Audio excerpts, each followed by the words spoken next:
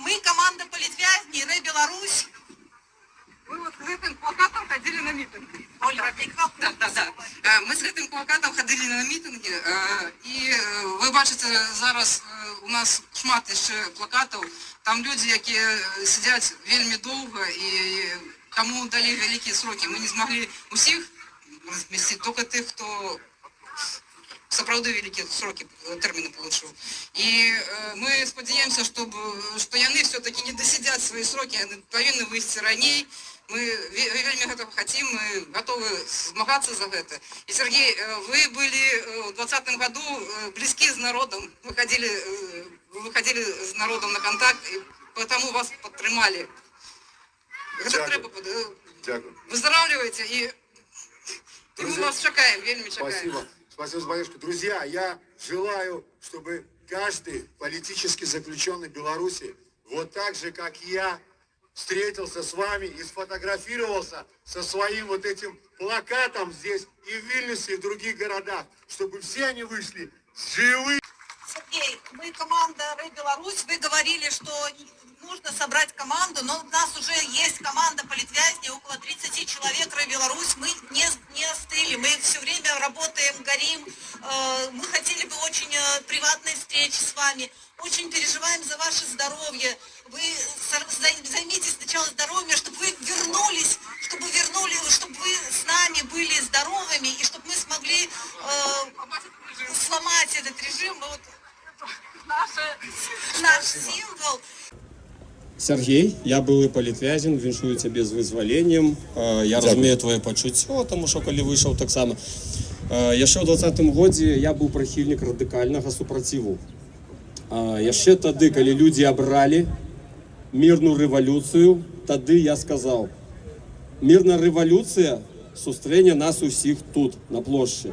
Я шмат чуў ад людзей, якія казалі: вы правакатары, што вы робіце, але ў той момант у нас быў ресурс.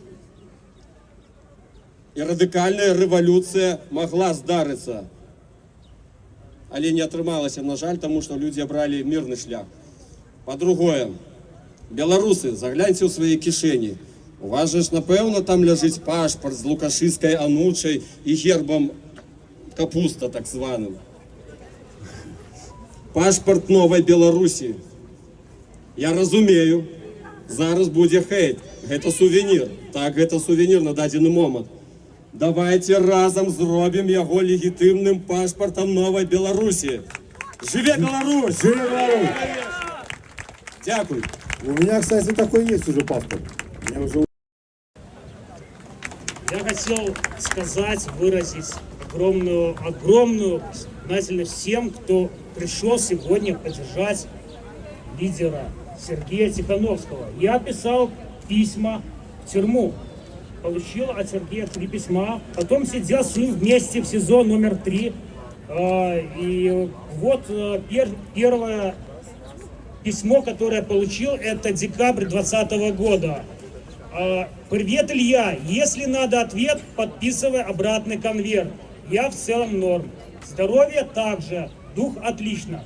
Выйду, как только выпустят. А выпустят, как вы попросите все.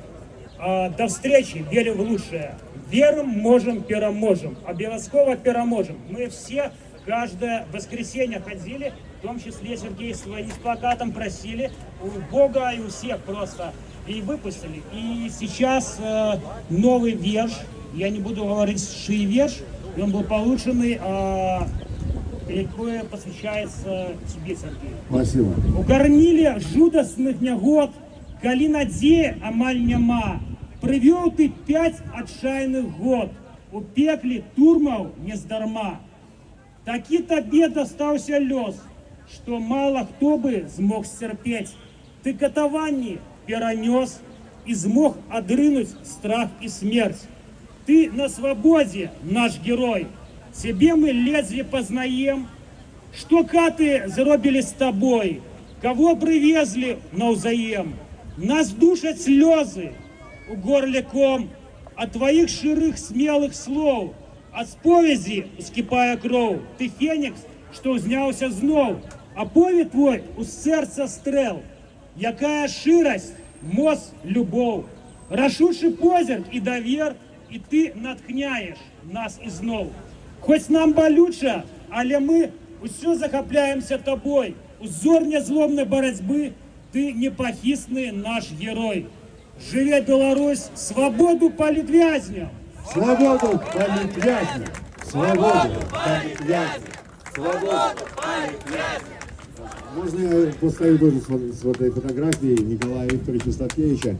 Вот не было бы этого человека, не было бы меня, не было бы Светланы и не было бы вас здесь. Запомните это.